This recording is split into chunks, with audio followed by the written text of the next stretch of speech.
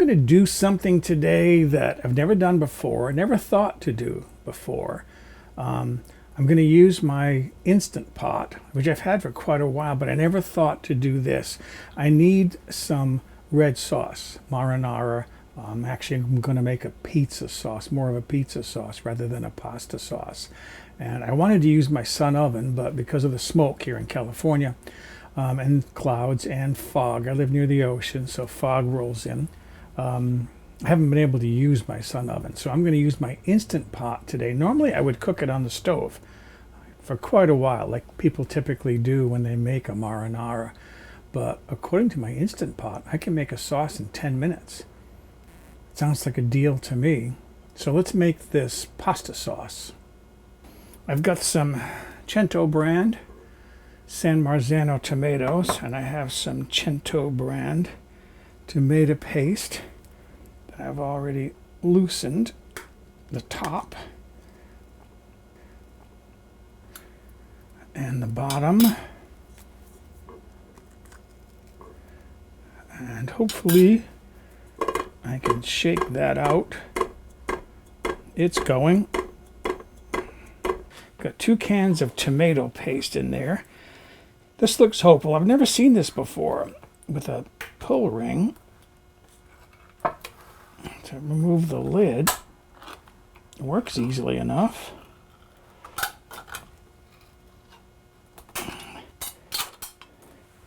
And then dump my tomatoes in there.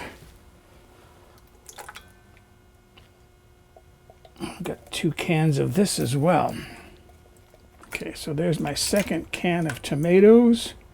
My mom used to always add water, but I'm thinking maybe just a little bit, just to rinse out the can, get the last bit of that sauce out. But I'm not going to add any water because I'm going to be cooking this in a sealed pressure cooker. I'm not going to lose any moisture, so I don't think I really need water. I have some caramelized onion here. This is equivalent to about 1/2 of an onion, large onion. And I like to use caramelized onion. You can use fresh onion, but I like caramelized because I don't need to add any sugar. This adds a lot of sweetness to the sauce. Got some herbs here. This is fresh oregano from my little herb garden outside. I have pots growing on my deck, or pots with herbs in them growing on my deck. Same thing, I have some basil outdoors. Gonna pluck the leaves off. Not gonna be too, oh, that smells so good already, that basil. Not gonna be too fussy with this. I did give these a good rinse. These lower leaves don't look very good, so I'm gonna forget the lower leaves. Just use the upper ones. I have some parsley growing outside. This is flat leaf parsley, otherwise known as Italian parsley.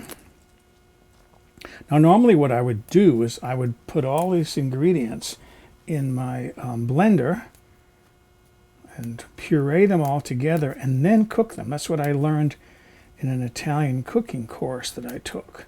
That's how the chef, well, she called herself a chef. That's how she did it. She wasn't a very good cook. Pardon my saying so. And then I have some, I don't have fresh garlic, so I'm going to be using some garlic powder. My mom would always overdo it with the garlic powder, and Dad would complain, "Why do you use so much garlic?" All right. But rather than blending these in the blender, I'm going to cook this in the pressure cooker. And then I saw another way of doing this by using an immersion blender. And if I need to, I can always add a little bit of water later on. Got my Instant Pot plugged in. Put the lid on. I'll change the valve to sealing. Pressure cook. There it is. It's already set for 10 minutes. That's what I need. I mean, 10 minutes. This is ready in 10 minutes compared to cooking outside by the sun most of the day. It's on. starting to heat up, and that builds up pressure. It'll eventually start cooking. The silver button just went down. So let's see what I've got here. I'm concerned about something because 3 times I added water to this because it started cooking, started counting down, but the silver button didn't go up. That meant there wasn't enough moisture in there to generate steam to build up pressure. It doesn't do any good to cook if you're not going to cook under pressure. So 3 times I added water to get enough liquid in here to bring it up to steam so I could get pressure cooking rather than just simply heat cooking. But I'm interested in the bottom. And that's what I wanted to see right there. I'm scooping up from the bottom, and I'm not seeing any dark stuff on my spatula, which means there's no scorching in the bottom. I'm going to let this cool for a while, and then I'm going to puree that. This has had time to cool, and what I want to see if I can do that I saw others doing, they use one of these immersion blenders to puree their sauce. And I'm going to see if I can do that, hopefully without making a mess.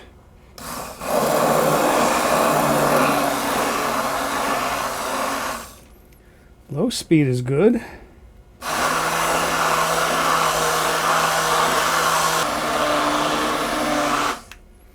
I think that's got it. Put this in a bowl so it doesn't make a mess.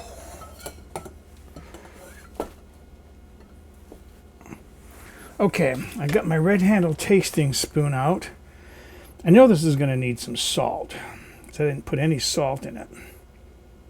But let's get a taste of it.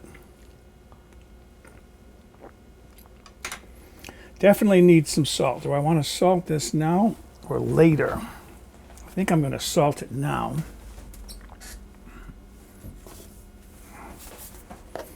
A little bit of salt, not too much.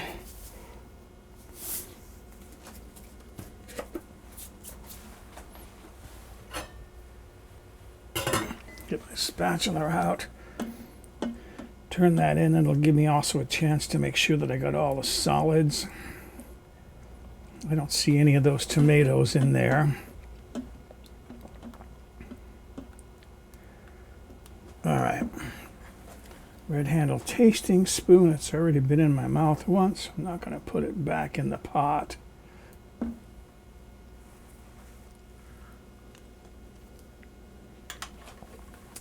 That's quite nice. That is quite nice. How do I do my sauce to put it up for use later? I have my impulse heat sealer here and a roll of, I got to set up some more, some poly tubing. This has been certified by the USDA and the FDA and the A&P and the NAACP, whatever, as safe for use with food. I know some people, when they see plastic, they think poison, poison. But I don't. I've been doing this for years. And I'm nearly 70 years old and still doing pretty well. So I put it in a little plastic container to hold it open, put a wide mouth funnel on there. This is actually the top of a plastic jar. And then put a scoop of sauce in there, like so. Didn't get much on my funnel, that's good. And then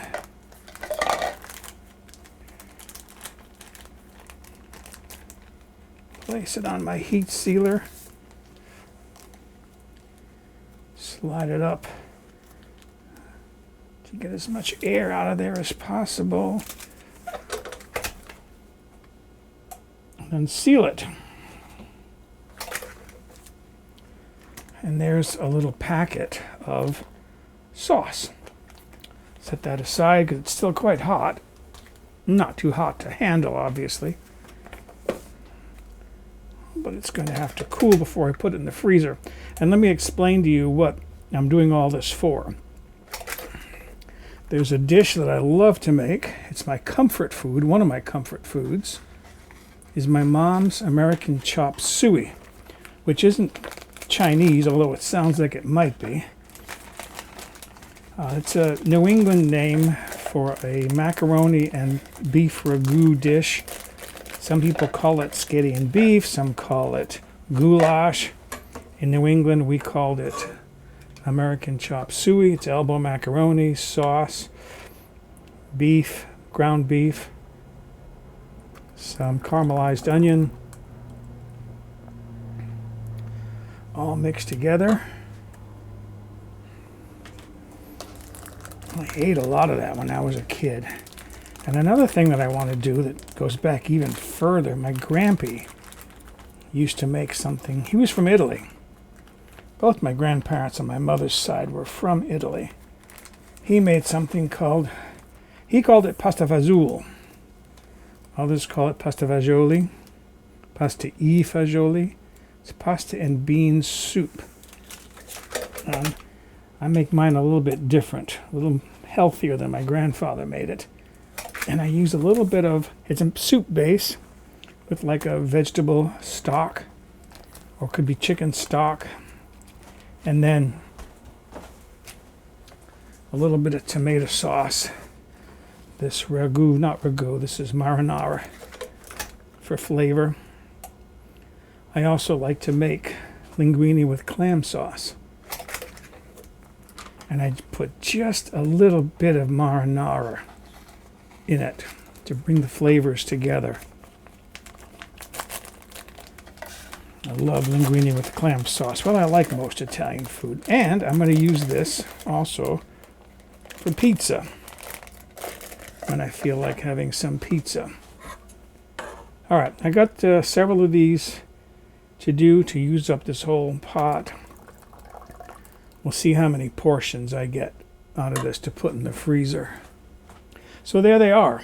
There's all my sauce, portioned, cooling. Once this gets fully cool, I'll put it in the freezer. I got 10 of these smaller packs. These came in at about 1 cup by volume each, 200 grams or about 7 ounces. This packet's a little bit bigger because, well, that was the last of it. So that's my experiment today. I wanted to see, could I make marinara sauce in a pressure cooker or my Instant Pot? I saw people do it on YouTube. I thought it's got to be something I can do. I have learned something important, though. That's the whole point of experiments. You have to use enough water to build up steam to get pressure in the pressure cooker. Otherwise, you're not going to be cooking at a high enough temperature, and therefore you might as well just cook it in a pot on the stove. I've got plenty of sauce there, enough that should last me for quite a while, 3, maybe 4 months, and I've got more cans of tomatoes and tomato paste, so I can make more in the future as I need to, and hopefully if the sun shines I can make it in my sun oven. So thanks for watching.